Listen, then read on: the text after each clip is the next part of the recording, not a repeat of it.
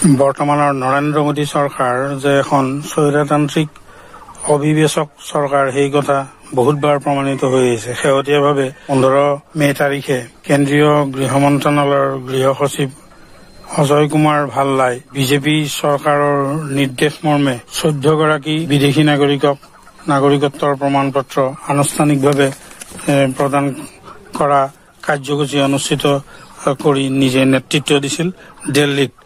ই অত্যন্ত দুৰ্ভাগ্যজনক আৰু পৰিতাপৰ বিষয়, কাৰণ দেশৰ নিৰ্বাচন চলি থকা অৱস্থাত কোনো চৰকাৰে কোনো আইন বা কোনো ব্যৱস্থা কাৰ্যকৰী কৰিব নোৱাৰে।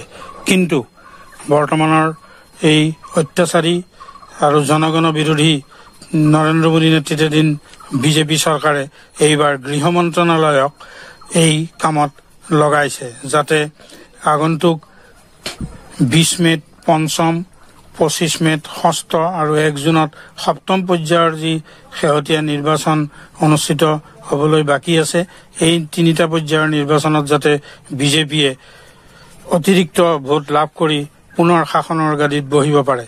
এইটো অত্যন্ত দুৰ্ভাগ্যজনক কথা যে নাগৰিকত্ব সংশোধনী আইন 2019 বিৰুদ্ধে সুপ্ৰিম কোৰ্টত গোচৰ চলি আছে আৰু এতিয়াও এই সম্পৰ্কত ন্যায়ালয়ত কোনো চূড়ান্ত সিদ্ধান্ত হোৱা নাই।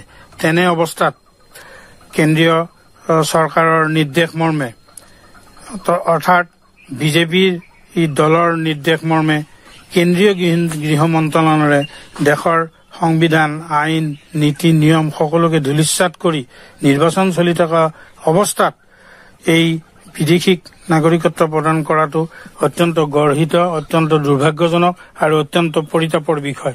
এই বিষয় লৈ সমগ্ৰ ভাৰতৰ বিৰোধী দলসমূহ সক্ৰিয় হোৱা উচিত আৰু এইটো জনগণক বুজাই দিয়া উচিত যে এই চৰকাৰ যদি শাসনত থাকে তেতিয়াহ'লে আগন্তুক দিনত দেশৰ সংবিধানকেই সলনি কৰি পেলাব।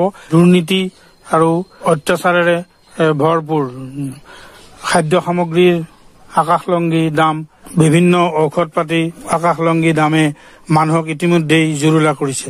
ইতিমধ্যেই সুপ্ৰিম কোৰ্টৰ নিৰ্দেশত বিজেপি দলে বিভিন্ন মাল্টি নেশ্যনেল কোম্পানীৰ পৰা কোটি কোটি টকা চান্দা লৈ তেওঁলোকে এই নিৰ্বাচনৰ কাৰণে তেওঁলোকে যে আগবাঢ়িছে সেই কথাও প্ৰমাণ হৈছে। যিবোৰ ঔষধ ইতিমধ্যেই বাতিল কৰা হৈছিল মানুহৰ স্বাস্থ্যৰ অনুপযোগী বুলি, সেই ঔষধ প্ৰস্তুত কৰা কোম্পানীবোৰৰ পৰা কোটি কোটি টকাৰ চান্দা লৈ নৰেন্দ্ৰ মোদীৰ এই বিজেপি চৰকাৰে সেইবোৰক এই ঔষধবোৰ যিবোৰ বাতিল কৰা ঔষধ, সেই বাতিল কৰা ঔষধবোৰ জনগণৰ মাজত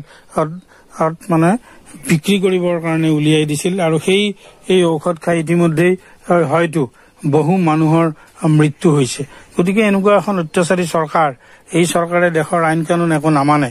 গতিকে আগন্তুক নিৰ্বাচনত এই চৰকাৰক পৰাভূত কৰিব নোৱাৰিলে ভাৰতৰ আৰু জনগণৰ কোনো নিস্তাৰ নাই। ইয়াতকৈ আৰু জঘন্য পৰিস্থিতিৰ সৃষ্টি হ'ব। অজয় কুমাৰ ভাল্লাই তেওঁ এজন উচ্চপদস্থ প্ৰশাসনীয় বিষয়া হৈও তেওঁ সকলো জনাৰ পিছতো তেওঁ এটা ৰাজনৈতিক দলৰ বহতীয়া হিচাপে তেওঁ সমস্ত গৃহ মন্ত্ৰালয়ক ব্যৱহাৰ কৰাটো এটা গৰ্হিত কথা, এটা নিন্দনীয় কথা আৰু ভাৰতৰ ইতিহাসত এইটো সম্ভৱতঃ প্ৰথম ঘটনা। গতিকে এইটো অসম সন্মিলিত মহাসংঘই এইটো তীব্ৰভাৱে আমি গৰিহণা দিছো আৰু আমি শীঘ্ৰে এই ক্ষেত্ৰত মহামান্য উচ্চতম ন্যায়ালয়ৰ মুখ্য ন্যায়াধীশ DY চন্দ্ৰচূড় ডাঙৰীয়াক শীঘ্ৰে এই ক্ষেত্ৰত ব্যৱস্থা ল'বৰ কাৰণে আমি আবেদন জনাইছো।